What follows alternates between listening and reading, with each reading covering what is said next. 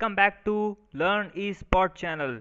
सो guys, Atmanirbhar Bharat अभियान self reliant India movement के अभी तक हम लोग 4 पार्ट कवर कर चुके हैं और उनको डेप्थ में एनालाइज कर चुके हैं कि क्या क्या चीज़ हमारे लिए इम्पोर्टेंट है।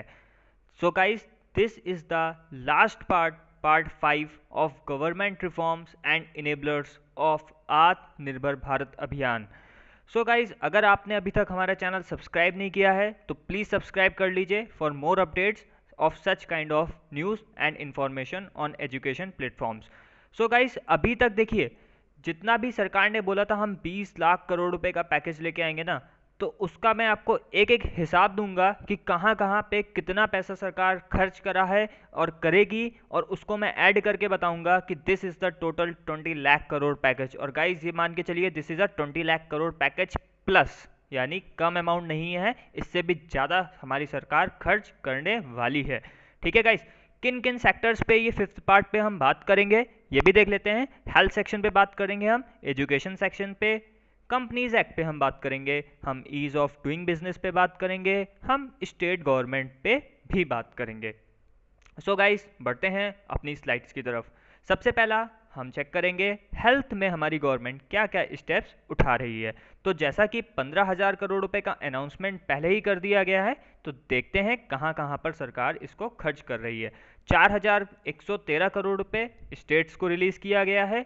3,750 करोड़ रुपए एसेंशियल आइटम्स जैसे PPE Kitts and N95 mask या फिर HCQ टैबलेट्स, और लैब टेस्ट और किट्स पे 550 करोड़ रुपए सरकार हमारी खर्च कर रही है।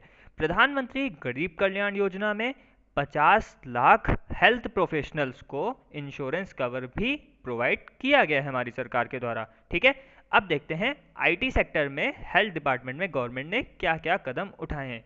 ई संजीवनी नाम का प्लेटफॉर्म हमारी गवर्नमेंट रिलीज करी है। उसके बाद ट्रेनिंग्स के लिए आई गॉट ट्रेनिंग प्लेटफॉर्म बनाया गया है। दीक्षा ऐप आप जाके, मैं आपको रिकमेंड करूंगा, आप प्ले स्टोर पे जाके दीक्षा ऐप डाउनलोड कर लीजिए और उसमें आई गॉट पे रजिस्टर्ड हो जाइए। आई गॉट का मतलब होता है integrated government online training platform. Aarogya Setu बहुत अच्छे से जानते हैं आप लोग, इसके ऊपर भी गवर्नमेंट काफ़ी वर्क कर रही है। अब देखते हैं हमारे हेल्थ वर्कर्स की प्रोटेक्शन के लिए सरकार ने क्या क्या कदम उठाए हैं। देखिए, अभी तक आप देख रहे थे हेल्थ प्रोफेशनल्स पे कितने हमले हो रहे हैं, लोग मार रहे हैं उनको, टेस्ट नहीं करवा रहे, अपने कंटेमिनेटेड एरिया में घुसने नहीं दे रहे। इसके लिए सरकार एपिडेमिक डिसीज एक्ट लेके आई थी, ठीक है, अपने हेल्थ वर्कर्स को प्रोटेक्ट करने के लिए। और क्या क्या चीज़ें की गई हैं, लगभग 51 लाख से ज़्यादा पीपीई किट्स का फॉर्मेशन किया गया। जैसा कि आपने पीएम मोदी की स्पीच सुनी होगी और इसका डिस्क्रिप्शन में मैं लिंक दे दूंगा, जरूर सुनिएगा, नहीं सुना है तो। उन्होंने बोला था देश में डेली 2 लाख पीपीई किट्स का फॉर्मेशन होता है। N95 मास्क 87 लाख अभी तक बनाए जा चुके हैं और लगभग 11 crore tablets HCQ hydroxy chloroquine की डेवलप बनाई जा चुकी हैं हमारी भारत सरकार द्वारा। आगे बढ़ते हैं गाइस, अब देखते हैं ईज ऑफ डूइंग बिजनेस में गवर्नमेंट ने क्या क्या रिलैक्सेशन दिए हैं। जैसा कि आप जानते हैं 2014 में हमारी ईज ऑफ डूइंग बिजनेस में रैंक 142वीं थी, ठीक है, और 2019 में हमारी रैंक कितनी है, 63 है। तो गवर्नमेंट कहीं ना कहीं बिजनेस प्रोसेसेस को बहुत ज़्यादा ईज कर रही है, सारी चीज़ों को स्ट्रीमलाइन किया जा रहा है, किसी भी प्रकार का डिफ़िकल्टी ना है। इसके लिए हमारी गवर्नमेंट ऑनलाइन प्लेटफॉर्म्स को एक्सेप्ट भी कर रही है। ठीक है गाइस, तो ऑनलाइन प्लेटफॉर्म को एक्सेप्ट किया जा रहा है। उसके बाद क्लियरेंस में कोई दिक्कत ना हो, इसके लिए स्मूथ प्रोसेसिंग हो रही है। सेल्फ सर्टिफिकेशन किया जा रहा है, यानी अब आपको कहीं पे जाने की ज़रूरत नहीं है। और थर्ड पार्टी सर्टिफिकेशन को भी प्रमोट किया जा रहा है हमारी सरकार द्वारा। आगे बढ़ते हैं। अब देखिए, बिजनेस चलाने के लिए आपको प्रॉपर्टी की ज़रूरत होती है, तो ease of registration of property का भी गवर्नमेंट प्रारूप तैयार कर रही है। जितने भी कमर्शियल डिस्प्यूट होते हैं, व्यावसायिक विवाद होते हैं, उनका भी निपटारे के लिए सरकार प्रतिबद्ध है।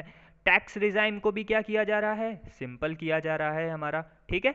और क्या करा जा रहा है, मेक इन इंडिया के तहत कंपनीज को प्रमोट किया जा रहा है ग्लोबल लेवल पे, और इजीएस्ट प्लेस ऑफ बिजनेस को डेवलप किया जा रहा है। अब एक और रैंकिंग सरकार के द्वारा लाई गई है, जो है डूइंग बिजनेस रिपोर्ट। तो डूइंग बिजनेस रिपोर्ट को भी तैयार किया जा रहा है, जो कि हमारी लगातार जो बाहर के इन्वेस्टर्स हैं वो ये डूइंग बिजनेस रिपोर्ट को चेक करेंगे, और जिसमें अगर हमारी रैंकिंग अच्छी होगी तो they will invest in our country also.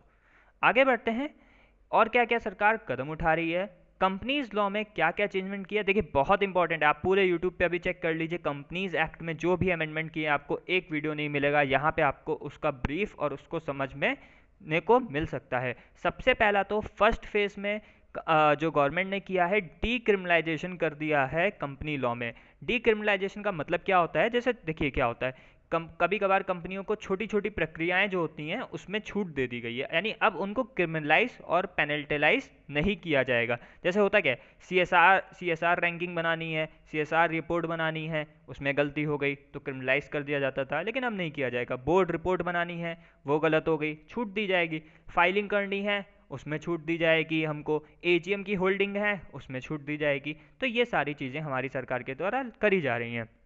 उसके बाद गाइस देखते हैं और क्या क्या चीज़ें करी गई हैं। Integrated web based incorporation form को डेवलप किया गया है। इसका मतलब है कि सारी मिनिस्ट्रीज़ को अलग अलग अब आपको ट्रेवल करने की और कंप्यूटर वेबसाइट्स पे जाने की ज़रूरत नहीं है। 10 सर्विसेज को एक्सटेंड करके डिफरेंट मिनिस्ट्रीज़ को एक सिंगल प्लेटफॉर्म पे ला दिया गया है। ठीक है, डाटा बैंक तैयार किया जा रहा है इंडिपेंडेंट डायरेक्टर्स का, यानी अब आपको अलग अलग ढूंढने की ज़रूरत नहीं है। इंडिपेंडेंट डायरेक्टर्स का जो भी डाटा, जो भी उनसे रिलेटेड इन्फॉर्मेशन है, उसका एक डाटा बैंक तैयार किया जा रहा है, वहाँ पे ही आपको सारी इन्फॉर्मेशंस मिल जाएंगी। ठीक है, लगभग 14,000 जो प्रोसिक्यूशंस चल रहे थे, केसेस चल रहे थे हमारी कंपनीज के ऊपर, वो भी कंपनीज एक्ट अंडर 2013 के तहत इनको विड्रॉ कर लिया गया है, वापस ले लिया गया है। तो बहुत सारे चेंजमेंट किए गए हैं कंपनीज एक्ट में। और देखते हैं गाइस क्या क्या किया जा रहा है। सबसे पहला तो rationalisation of related party transactions related provisions. तो जितने भी पार्टी रिलेटेड जितनी भी रेशनलाइजेशंस होती थी या फिर सिस्टमैटिक ऑर्गेनाइजेशन में चेंजमेंट आते थे, उनके ऊपर छूट दी जा रही है हमारी सरकार के द्वारा। ठीक है, कोविड-19 को लेकर जितने भी बर्डन्स हमारी कंपनीज के ऊपर पड़ते थे, वो सबको क्या कर दिया गया है, खत्म कर दिया गया है। ठीक है, आईबीसी के तहत भी हमारी सरकार क्या दे रही है, छूट दे रही है। अब देखिए ये सब चीज़ें इसलिए की जा रही हैं एनसीएलटी पे दबाव ना पड़े। एनसीएलटी का मतलब हो गया नेशनल कंपनी लॉ ट्रिब्यूनल के तहत केसेस को कम से कम जाया जाए, तो इसके लिए भी हमारी सरकार कदम उठा रही है। रीजनल डायरेक्टर्स की पावर को भी क्या करा जा रहा है, बढ़ाया जा रहा है, यानी अब आरडी ही सारी चीज़ों को देख सकते हैं। ठीक है, और क्या क्या चीज़ें करी जा रही हैं हमारे पास, देखते हैं ये भी। एक चीज़ और यहाँ समझिए, 18 सेक्शंस अभी तक हमारे कंपाउंडेबल ऑफेंसेस में आते थे। किस में आते थे, कंपाउंडेबल ऑफेंसेस, यानी कि 18 सेक्शंस को ऐसे जगह पे रखा जाता था जो ऑफेंस माने जाते थे, लेकिन अब उन 18 सेक्शंस को बढ़ा के कितना कर दिया गया है, 58 सेक्शंस कर दिए गए। कितने सेक्शंस कर दिए गए, 58 सेक्शंस को मैं ध्यान से मेरी बात सुनिएगा, internal education mechanism, internal education mechanism, यानी अब कंपनी के अंदर ही ये सारे केसेस का निपटारा कर लिया जाएगा। ठीक है गाइस, आगे बढ़ते हैं गाइस, और क्या क्या चीज़ें की गई हैं। 221 केसेस को क्या कर दिया गया है, रिजॉल्व कर दिया गया है, और 44% जो रिकवरी है उसको भी टारगेट को अचीव कर लिया गया है। और क्या है यहाँ पर देखते हैं, आईबीसी के तहत क्या छूट दी गई है। 13,566 cases involving a total amount of 5 lakh crore, उनको भी विड्रॉ कर लिया गया है आईबीसी प्रोविजंस, तो 29 फरवरी 2020 से पहले पहले। ठीक है गाइस, और देखते हैं क्या, अब देखिए एजुकेशन से रिलेटेड गवर्नमेंट ने क्या क्या कदम उठाए हैं वो भी देख लेते हैं, बहुत इंपॉर्टेंट है जानना आपके लिए। स्वयं प्रभा डीटीएच चैनल का स्टार्टिंग किया गया है यहाँ पर, जिसमें हमारे लगभग 12 चैनल्स इंक्लूड होंगे, और जिनमें से 3 चैनल्स को अभी स्टार्ट कर दिया गया है। स्काइप के द्वारा ऑनलाइन पढ़ाया जाएगा बच्चों को, जिसका लाइव इंटरेक्टिव सेशंस चलेंगे, उसका भी यहाँ पर सरकार के द्वारा कदम उठाया गया है। डीटीएच ऑपरेटर्स जो होते हैं जैसे कि एयरटेल, टाटा स्काई, इन सबको भी क्या करा जाएगा, एजुकेशनल वीडियो प्लेटफॉर्म पे लाया जाएगा।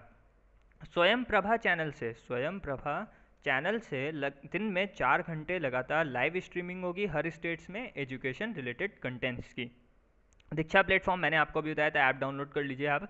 तो दीक्षा ऐप में 61 करोड़ हिट्स हो गए 24 मार्च से लेकर अब तक के, ठीक है, बहुत अच्छी ऐप बनाई गई है यहाँ पर। 200 new textbooks added to e Pathshala, तो ई पाठशाला में 200 नई टेक्स्ट बुक को भी इंक्लूड किया गया है। ठीक है, अब देखते हैं और क्या क्या रिफॉर्म्स किए गए हैं हमारी गवर्नमेंट के द्वारा।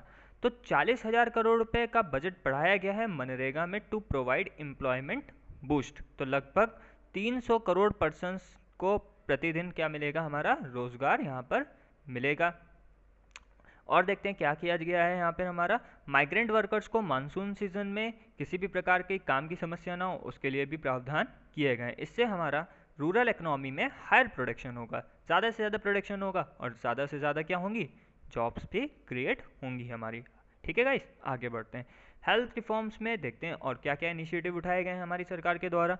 पब्लिक एक्सपेंडिचर्स को बढ़ाया गया, इंक्रीज किया गया है। हेल्थ एंड वेलनेस सेंटर्स को rural as well as urban areas में भी ओपन किया जाएगा। यानी ऐसा नहीं है कि अब वेलनेस सेंटर सिर्फ रूरल एरियाज में ही ओपन होंगे, इवन अर्बन एरियाज में भी इनका होगा। अच्छा देखिए, भारत में अब आगे ऐसी कोई इन्फेक्शन डिजीज ओपन होती है तो उसके ऊपर हमारी सरकार क्या क्या कदम उठा रही है वो भी देख लेते हैं।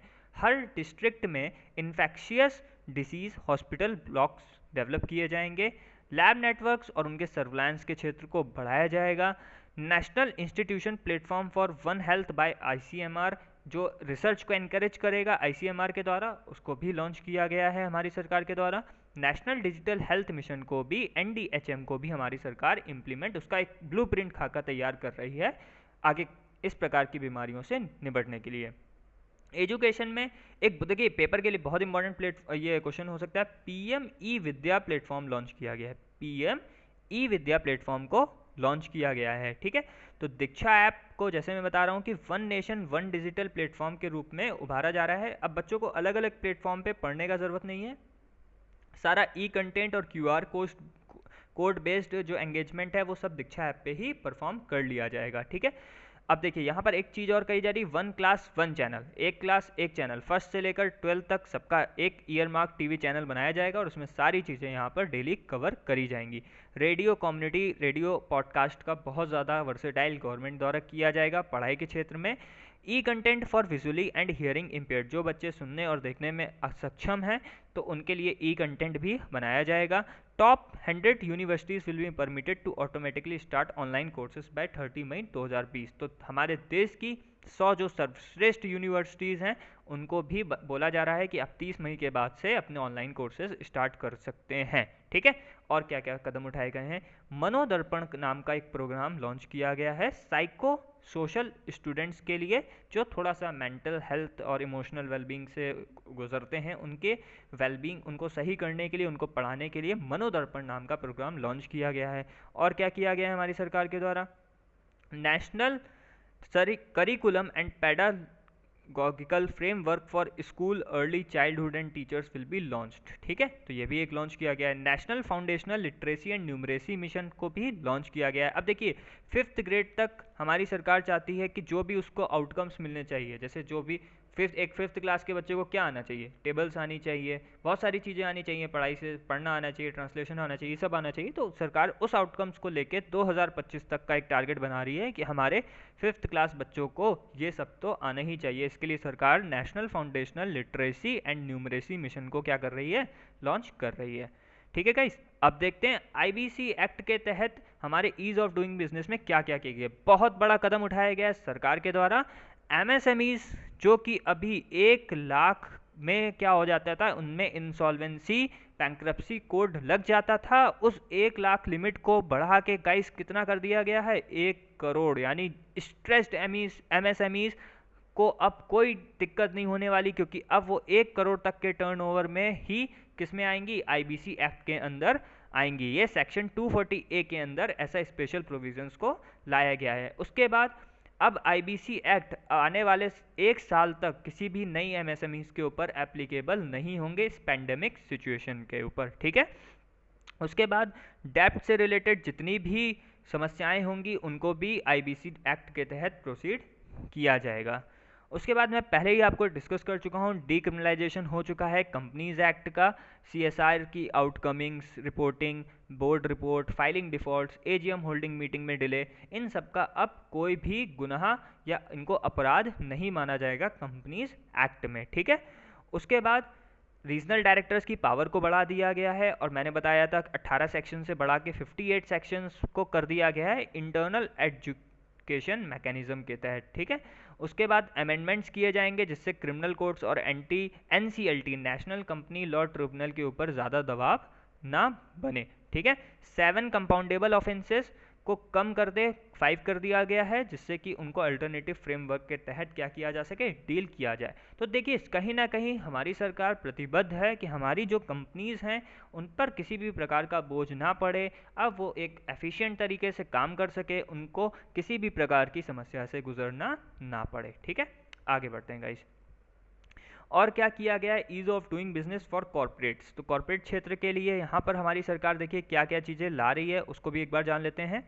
Improvement in rankings in starting a business and insolvency resolution. अगर आप अपना बिजनेस स्टार्ट करते हैं, स्टार्ट अ बिजनेस, और उसकी एक रैंकिंग तैयार करी जाएगी और इंसॉल्वेंसी रिजोल्यूशन को भी देखा जाएगा ईज ऑफ डूइंग बिजनेस के तहत। तो क्या क्या की फीचर्स आएंगे, तो देखिए यहाँ पर अब आप अपनी इंडियन पब्लिक कंपनीज जो हैं, हमारी इंडियन पब्लिक कंपनीज जो हैं वो अपनी सिक्योरिटीज़ को डायरेक्ट लिस्ट कर सकती हैं किसी फॉरेन एक्सचेंज में।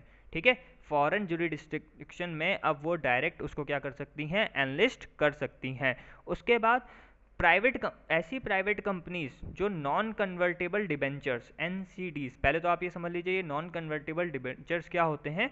मान लीजिए आपको बहुत लंबे समय के लिए लोन चाहिए, ठीक है, वो भी काफ़ी ज़्यादा लॉन्ग टर्म कैपिटल चाहिए आपको, तो उसके लिए आप वहाँ पे यूज़ करते हैं नॉन कन्वर्टेबल डिबेंचर्स। ये एक प्रकार का पब्लिक इशू होता है और डेप्ट इंस्ट्रूमेंट होता है। ठीक है, तो इनको भी अब लिस्ट नहीं किया जाएगा कंपनीज में।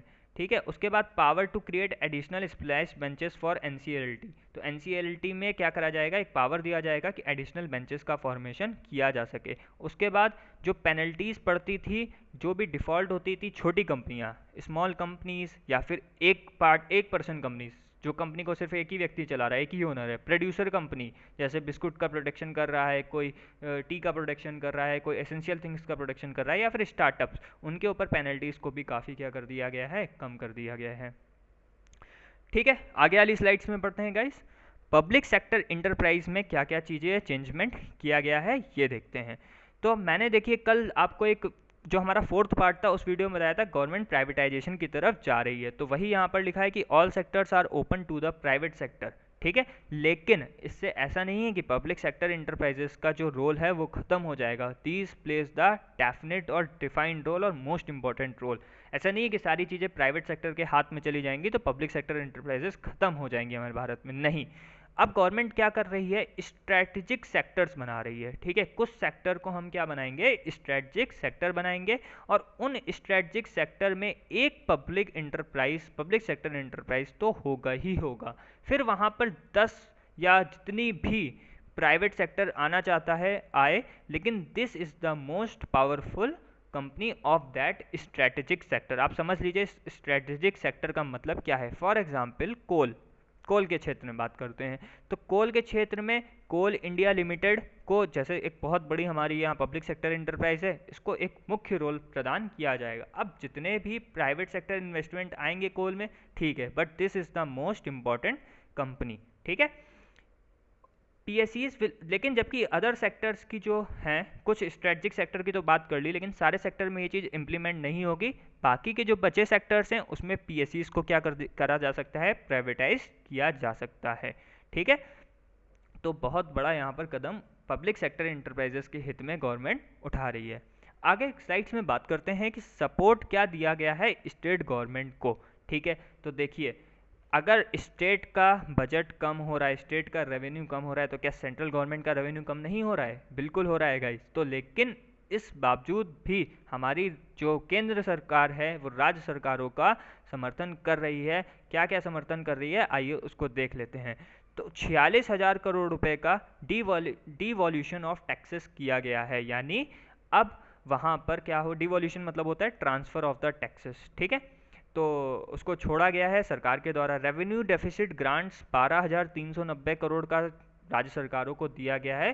किसके बावजूद, हमारी राज्य जो सेंट्रल गवर्नमेंट है वो स्ट्रेस रिसोर्सेज को झेल रही है, तब भी यहाँ पर 12,390 करोड़ रुपए दिए गए हैं। एक मैंने आपको वीडियो बनाई थी उसके ऊपर, स्टेट गवर्नमेंट्स के ऊपर, तो वहाँ पर बताया था SDRF के तहत जितना भी फंड आता है वो अब कोरोना के लिए लड़ाई में लगाया जा सकता है। 11,000 करोड़ रुपए का वो भी फंड यहाँ पर लगाया गया है। उसके बाद 4,113 करोड़ रुपए हेल्थ मिनिस्ट्री द्वारा रिलीज़ किए गए हैं जितनी भी हमारी स्टेट्स हैं उन सब के लिए भी।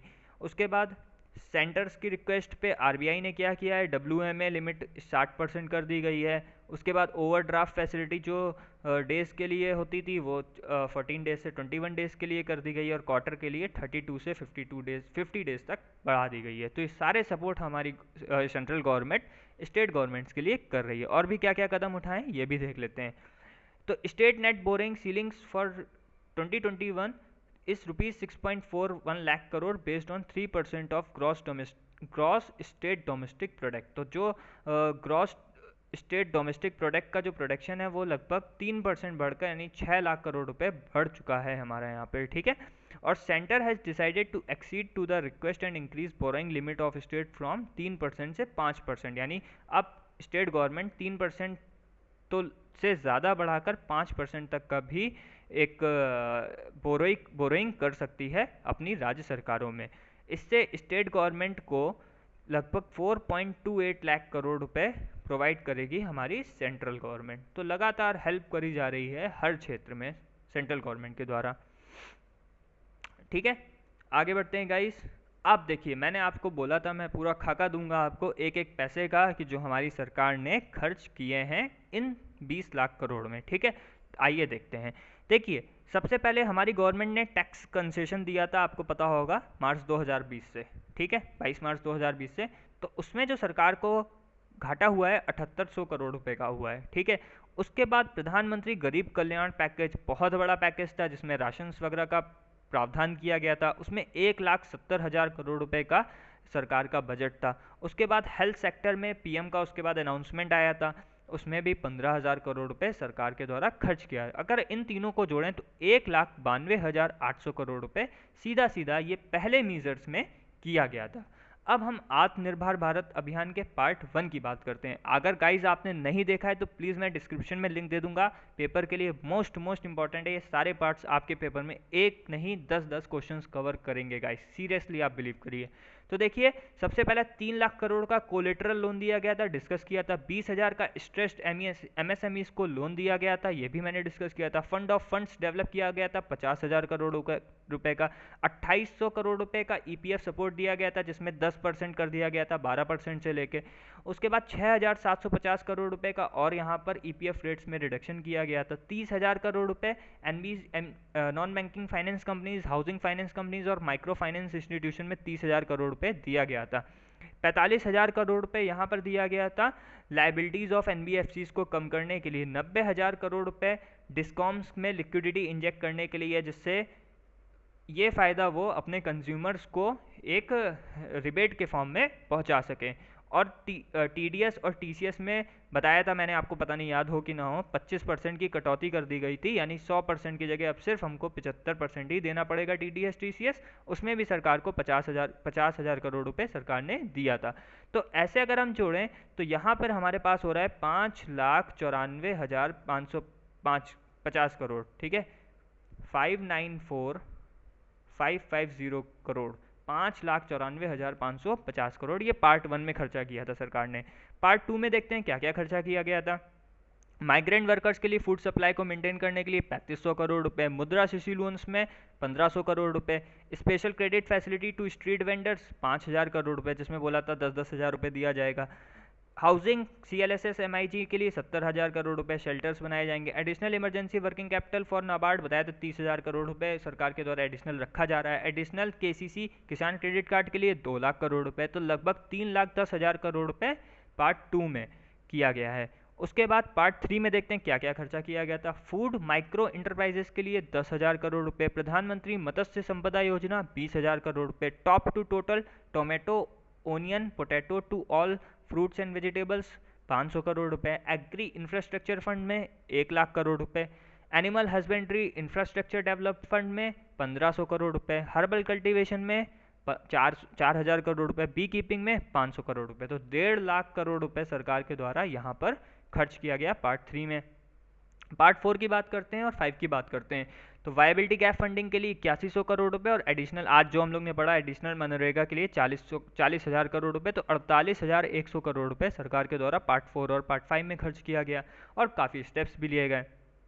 अब हम इन सबको जोड़ के देखते हैं, ठीक है। तो पार्ट 1 में 5,94,550, पार्ट 2 में 3,10,000 करोड़, पार्ट 3 में 1.5 लाख, पार्ट 4-5 में 48,100 करोड़, सब टोटल कितना होता है 11,02,650 करोड़ रुपए। उसके बाद गरीब कल्याण में कितना 1,92,800, जैसा कि हम लोग ने पहले डिस्कस किया था। और आरबीआई ने जो मीजर्स लिए हैं उसमें वेज ऑन मीज एडवांसेस कम किए गए, रेपो रेट कम किया गया, उन सब में मिला के 8,01,603 करोड़ रुपए। ठीक है, अब इस 11 लाख और इस 9,94,000 करोड़ को जोड़ते हैं तो हमारे पास जो आता है वो है 20,97,053 करोड़ रुपए। फिर से गाइस मैं बोल रहा हूँ 20,97,053 करोड़ रुपए, 20,97,053 करोड़ रुपए का टोटल बजट यहाँ पर सरकार द्वारा पेश किया गया है। तो गवर्नमेंट लगभग 1 लाख करोड़ रुपए और ज़्यादा दे रही है, यानी 20 लाख करोड़ नहीं, इसको आप 21 लाख करोड़ मानिए। अब सबसे बड़ा जो गाइस हमारे पास चैलेंज है वो ये है कि क्या ये पैसा सही हाथों तक पहुंचेगा। मोदी जी ने कहा था डीबीटी होगा, डायरेक्ट बेनिफिट ट्रांसफ़र होगा, तो हाँ मुझे उम्मीद है कि ये पैसा एक सही हाथों तक पहुंचेगा। और आपको क्या लगता है कि ये पैसा जो सरकार के द्वारा डिस्ट्रीब्यूट किया गया है, जो रिफॉर्म्स लाई गई हैं, जो इतने सारे प्राइवेटाइजेशंस और कंपनीज एक्ट में चेंजमेंट किए गए हैं, तो क्या ये सरकार के द्वारा उठाया गया एक सही कदम है? 20 लाख करोड़ रुपए का सही यूटिलाइजेशन किया गया है कि नहीं किया गया है? इन सारी बातों को कमेंट सेक्शंस में लिखिए और बताइए आपके क्या व्यूज़ हैं, आप क्या सोचते हैं। इन सारी बातों को प्लीज़ कमेंट सेक्शंस में नोट डाउन करिए। तो गाइस आज आत्मनिर्भर भारत अभियान की हमारी पूरी कथा ख़त्म होती है। और अगर आपको ये वीडियो अच्छा लगा हो तो guys please like, subscribe and share. Thank you, God bless you, bye.